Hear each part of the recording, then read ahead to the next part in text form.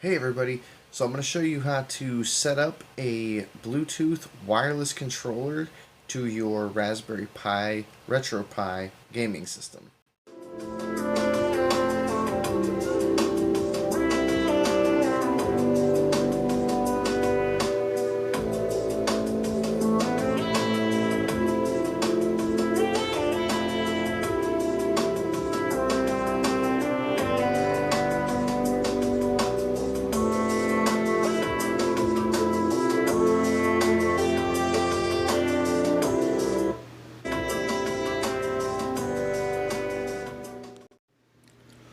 Alright, so since I have a couple of requests, here is my Raspberry Pi and a wired controller plugged into the side here. I'm going to show you how to configure a wired controller and also a wireless controller such as a PS4 controller. So let's go through that real quick. First with the wired controller, you'll need a wired controller, either something like this or a PS4 controller plugged in order to set up wireless connectivity. So it has to be wired first. Alright, so the first thing you're going to do is at the main menu, doesn't matter where you're at, you're going to hit the start button. This will bring up your configuration menu. When you first start it, if you don't have a controller plugged in, it'll prompt you to hold any button on the actual controller that you have plugged in, and it'll bring up this menu right here, the configure input. It'll look just like this, whether you have something plugged in for the first time or you scroll down here. So you hold any button. I'm just going to hold the A button, and it'll ask me to input anything. So D-pad up, down, left, right, start, select. Then you can map A and B, X and Y, however you like. This one only has left and right shoulders. PS4 has trigger, but if you don't have that button, you can just long press a button and it'll skip it. And that's what I'm doing here. I also don't have any thumbsticks on this, so I'm just gonna long press and skip these guys. But basically you'd want to put those in as well. Left and right thumb means you're gonna click the actual left and right thumb button, and then all these are the actual directionals of the analog sticks. And then when you get down here to hotkey enable, I just long press to skip that as well, and it'll come up with this menu, and you always want to push yes, otherwise you don't have a hotkey. That's very important when you want to exit a game or save or anything else. So hit yes, it'll default to select being the hotkey enable button. And there you go. You are configured, wired. The controller works. It's all good.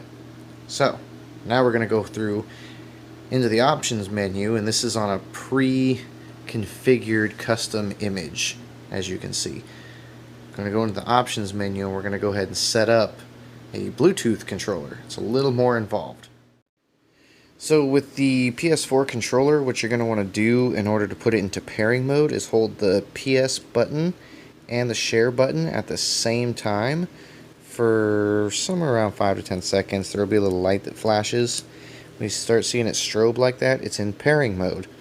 So that's very important, Bluetooth pairing mode, in order to get it to actually pair to the Raspberry Pi. In the options menu, we're going to go down to the Bluetooth connectivity menu. It's a little mini script, and we're going to go to register and connect Bluetooth device.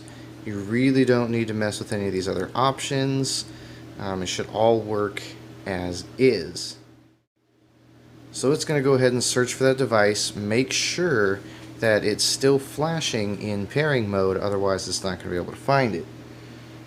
Mine might have actually died off. I'm going to go ahead and restart the pairing. Yeah, so see there at the very bottom where it says wireless controller, that's basically what you want. All the other stuff is just other Bluetooth devices around the house. So what you're going to do is you're going to go down to the actual wireless controller. You're going to hit OK. Mine's probably going to throw an error saying that it was already connected. guess I didn't. So then you just select this first option, display yes, no. It's just a different type of security mode that allows it to connect automatically. Yeah, so now it's a little pissy. It says that it's already exists because I've already added it, no big deal. Once you do that, you're good to go. You just go back, and now you're back at the Bluetooth menu. So now, just like anything else, you're going to have to go back to the actual menu, go down to configure input again, and instead of holding it on this device, you're going to actually hold it on the Bluetooth device you just added. And hopefully, mine actually turned off, so I'm just going to go ahead and turn mine back on. Let it go do its thing. It's going to say, hold the button on your device. Mine's still looking. There we go, it connected. So it says wireless controller, so same thing. Go through the same exact options. Now, for start, I usually hit options over here. And this white balance sucks. There we go. And for select, I hit the share button. A is usually circle. B is usually X. I know it's counterintuitive. X is usually triangle. And Y is usually square. Think of it laying out just like an old school Nintendo. Now with this, I've noticed that sometimes either the left or the right trigger, which will be the L2 or the R2 button, doesn't want to map. I believe it's the right trigger. Map that time. If it doesn't, you can always scroll up when you're done and actually remap it. So I hit a button over there so it's already taken, so you don't want to do that. So you're just going through the motions. Same thing here, up, down, left, right. And then again, hotkey enable, just hold anything to skip it. And then again, if you missed a button, you can always scroll back up and say, oh man, I forgot that. Just hold your A button, which would be circle. Be like, okay, I'm going to remap that. Oh, there we go, I'm done. And you just hit OK. And again, always hit yes for a hotkey button. And it takes a second, you're good to go. Now my wireless controller actually works. So now we're going to go over how to save a game, and it's not like using the in-game save. So your hotkey, which is going to be your share button and or select button, you're going to want to hold down that hotkey and hit your right trigger button, which would be R1. So when I do that, you can watch the screen over here. It's going to go ahead and say that I saved the state to slot 0. I'll play it again. Save to slot 0. If you want to load the game, so say you've moved around and oh my god I died or something of that nature, you would hold down your select, which is share, and hold the L1 key, which is your left trigger. So I'm going to do that, and it's going to say loading state from slot 0. Each game, that means if you're playing Super Mario Brothers, Crash Bandicoot, whatever, has 10 slots. The way you go up or down a slot is, again, hold the share or select button and push left or right on the directional pad. So that's slot 1 pushing right, slot 2 pushing right, back to slot 1 pushing left. So you can have multiple save states, or multiple people playing and have multiple ways to save the game. Now to exit any game, the proper way to exit a game after you've saved is to hold the share or select button and press the options or start button and push both of these together. It shall bring you back to the main screen.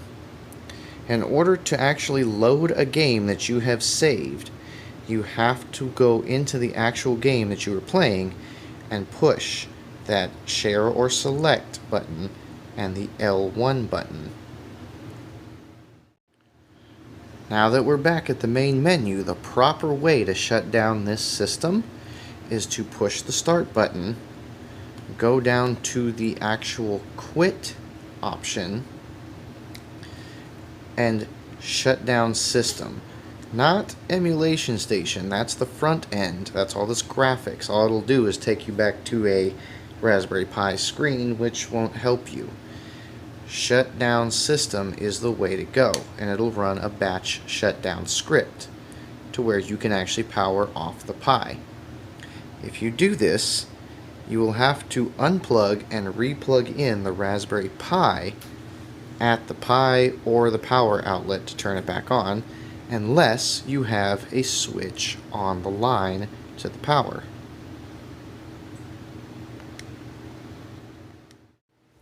So here we can kind of see the power cable going into the Pi.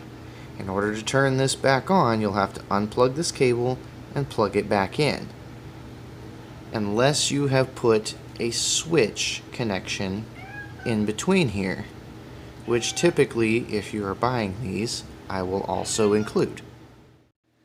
So if you've also gotten just the default Retropie installation with the ROMs and emulators, no custom image, so if you've chosen that option, this is the boot screen.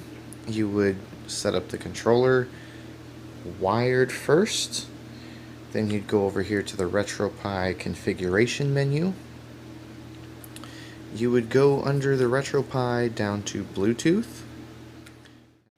This gives you the same type of option. Going to register and connect Bluetooth device. You would then select your wireless controller, and you go back to cancel. You go back to the main configuration screen, push start to bring up your main menu, go down to configure input, and do the same thing with the wireless controller. Alright, so that was it. That's how you set up a Bluetooth wireless controller to your Retropie gaming system. I hope this helped you out, and you look forward to more videos to come. Till next time, catch you later.